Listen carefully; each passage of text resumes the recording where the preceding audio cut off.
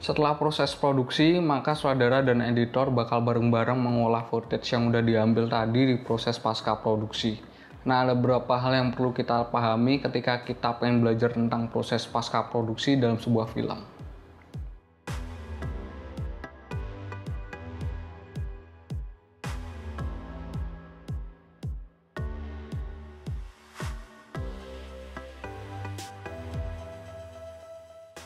Nah, proses yang pertama itu disebut proses dailies. Jadi proses dailies ini biasanya tim produksi, sutradara, termasuk script supervisor itu bakal bareng-bareng nonton footage atau rekaman yang udah diambil di produksi.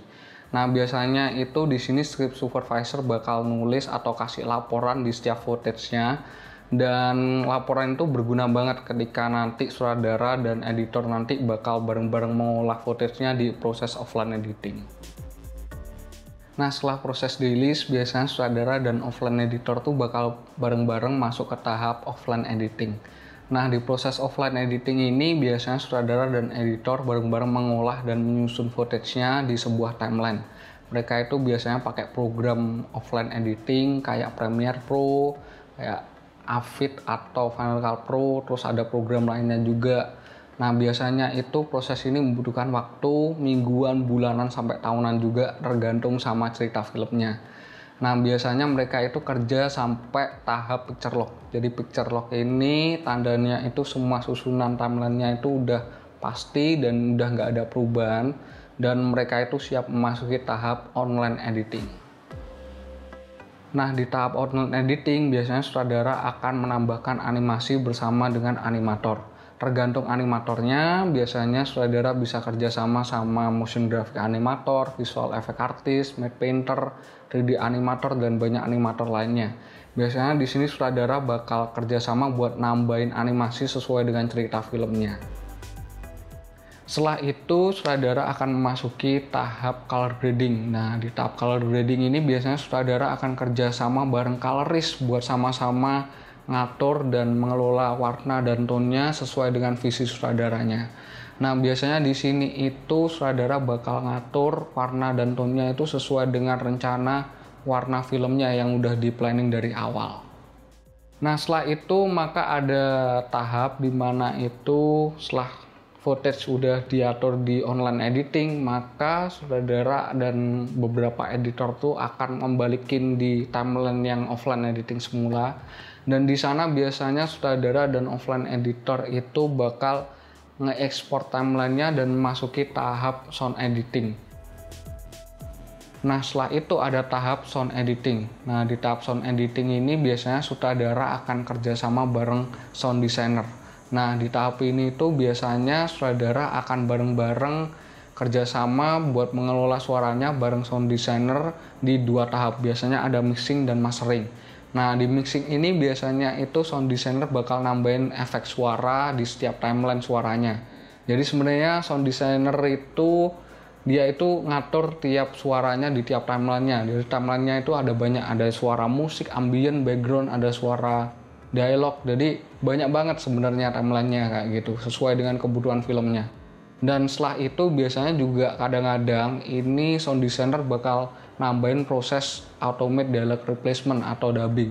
Nah, di proses dubbing ini biasanya itu sutradara bakal nambahin suara atau nge-tweak suara yang ada kesalahan pas produksi. Nah, biasanya ini dibutuhin ketika kita pengen nambahin sound effect juga bisa, dialog juga bisa. Jadi macam-macam elemen suara yang dibutuhin sesuai dengan cerita filmnya. Nah, setelah itu mereka juga akan memasuki tahap mastering. Tahap mastering ini biasanya sutradara dan sound editor tuh bakal kerja bareng-bareng buat ngatur level tiap timelinenya. Nah, biasanya suara yang bagus itu ketika penonton-nonton tuh mereka akan fokus ke nuansa filmnya. Jadi mereka itu nggak akan notice atau nggak akan merhatiin kalau ada teknik-teknik suara yang mengganggu kayak gitu. Setelah itu maka kita akan memasuki tahap finishing dan delivery. Nah, biasanya setelah suaranya itu udah jadi, suaranya itu bakal di mix down atau dijadiin satu dan dikembaliin lagi di timeline offline editing semula. Setelah itu kita akan memastikan bahwa semua credit title itu udah bener dan kita akan melakukan review. Biasanya di sini tuh pada tahap review itu produser bakal manggil orang-orang penting. associate director, terus ada juga executive producer dan orang-orang lainnya buat kasih masukan atau buat mengelola review yang ada. Biasanya ketika semuanya itu udah diolah dan udah sampai hasil finalnya, biasanya itu disebut producer cut. Jadi pada dasarnya proses pasca produksi ini ada dua versi kayak gitu yang tadi sutradara jalanin. Ada director cut sama ada producer cut. Nah, di producer cut ini biasanya itu versi dimana yang kita nonton di bioskop, dimana itu versi produser itu udah disetujui sama seluruh tim produksinya.